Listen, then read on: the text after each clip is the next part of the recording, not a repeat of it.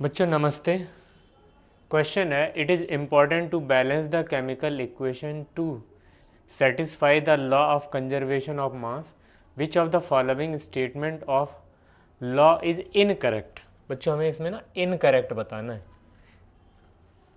और ये बहुत अटेंशन के साथ स्टडी करना चाहिए जब भी कभी इनकरेक्ट हो, क्योंकि जनरली हम यूज टू होते हैं करेक्ट आंसर के, लेकिन इनकरेक्ट जब आ जाता है तो कई बार सही होते हुए भी हम गलत हो जाते हैं।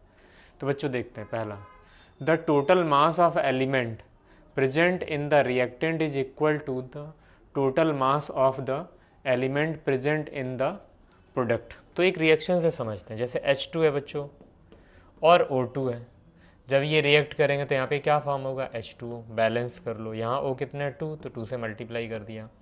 यहाँ H2 इंटू 2 कितने हो गए 4, तो यहाँ पे 4 हो गए। यहाँ पे मास कितना हो जाएगा 1 इंटू 4, क्योंकि ऑक्सीजन के आइटम कितने हैं 4। यहाँ पे 16 इंटू 2 तो कितना हो जाएगा 32। इधर का टोटल मास कितना हो जाएगा बच्चों, इधर का टोटल मास हो जाएगा 36। इधर का टोटल मास कितना हो जाएगा 2 इंटू 18, क्योंकि वाटर का मोलर मास कितना होगा 18, तो यहाँ पे भी आ जाएगा 36। तो अगर कोई रिएक्शन बैलेंस है तो उसमें रिएक्टेंट साइड और प्रोडक्ट साइड, ठीक है, जो मास है वो क्या रहेगा, इक्वल रहना चाहिए। तो total mass of the element present in reactant is equal to total mass of element present in the product. ये तो स्टेटमेंट सही है, तो ये हमारा आंसर नहीं होगा बच्चों।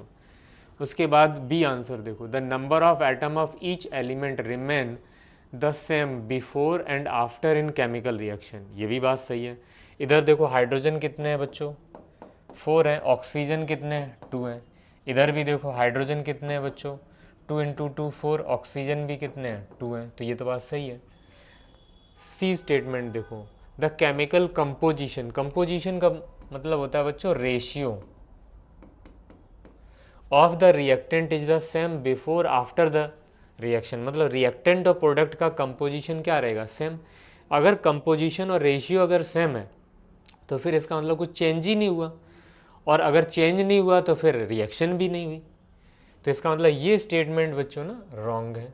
डी ऑप्शन भी देखते हैं, मास can be create, can neither be create nor can it be destroy in a chemical reaction. ये बात भी सही है।